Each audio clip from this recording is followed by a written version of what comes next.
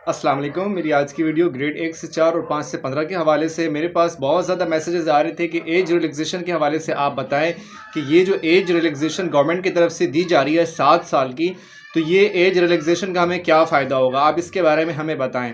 तो देखिए, इसके बारे में आपको ये बता दूं कि ये जो एज रिलैक्सेशन है 7 सालों का, इसका इशू ये है कि आपको जनरल एडमिनिस्ट्रेशन जो है, जो SNGAD जो है, services and general administration department, इसके पास आपको जाना पड़ेगा। वहाँ पर आप अपने डॉक्यूमेंट्स चेक कराएंगे, वो आपको जो है बताएंगे कि हाँ भाई ठीक है, आपको 5 साल की या 2 साल की जो है वो जनरल एज रिलैक्सेशन दी जा रही है। तो ये एक बहुत बड़ी ज़्यादती है। पाकिस्तान के जो 4 सूबे हैं, चारों सूबों के अंदर कुछ उसके अंदर 43 साल की एज है, यानी कि 43 ईयर्स तक है, जबकि कुछ के अंदर 45 ईयर्स तक age relaxation, general age relaxation दी गई है।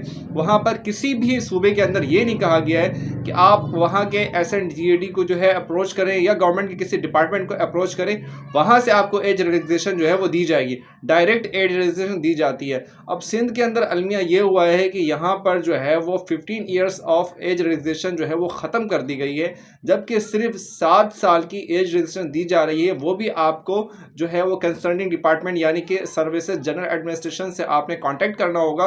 वो आपको जो है बताएंगे कि आपकी एज रिलैक्सेशन है या नहीं है। ठीक है। दूसरा मसला ये आ रहा है कि ग्रेड 1 to 4 एंड 5 to 15 के हवाले से बहुत सारे मैसेजेस आ रहे हैं कि आप बताएं कि हमारे साथ भी इस तरह होगा कि 7 साल के जो एज रिलैक्सेशन है वो हमें जाके गवर्नमेंट के डिपार्टमेंट से लेना पड़ेगा या हम डायरेक्ट ले सकते हैं। तो देखिए, आपके लिए ये है कि आप अंडर प्रोसीजर हैं, आपका प्रोसेस चल रहा है। आपकी जैसे ही जॉइनिंग होती है या आपका प्रोसेस कंटिन्यू होता है, तो आपको 15 ईयर्स ऑफ एज रिलैक्सेशन, जो कि पहले दी जाती थी 43 ईयर्स तक, तो आपको 43 ईयर्स तक दी जाएगी। पहले क्या होता था रूल कि आप अगर 28 ईयर्स के हो गए हैं तो आपको 15 ईयर्स की एज रिलैक्सेशन जो है वो दी जाती थी। उसके बाद आप उस एज रिलैक्सेशन के अंदर जो है वो अप्लाई करते थे और किसी भी डिपार्टमेंट के अंदर सेलेक्ट हो जाते थे। लेकिन अभी गवर्नमेंट ने रूल्स चेंज कर दिए। अभी 7 साल की एज रिलैक्सेशन दी जाएगी, वो भी SNGAD की तरफ से आपको अप्रूवल लेनी पड़ेगी। तो 1 to 4 और 5 to 15 के हवाले से स्पेशल मैं बता दूं कि आप जो है वो 7 साल नहीं बल्कि आपको 15 साल की एज रिलैक्सेशन दी जाएगी।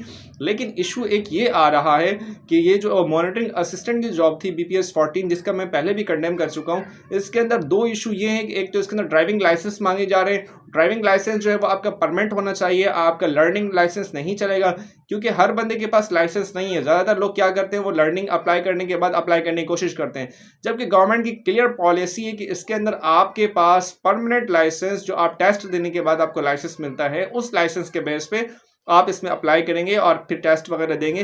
तो मैं ऑलरेडी इसके ऊपर कंडेम कर चुका हूं कि आप जो है वो ये जॉब ग्रेजुएशन कैटेगरी 5 to 15 की थी, तो इन्हीं को मिलनी चाहिए। अब आगे आपका वो जो है एज रिलैक्सेशन का मसला वो इसके साथ मौजूद है।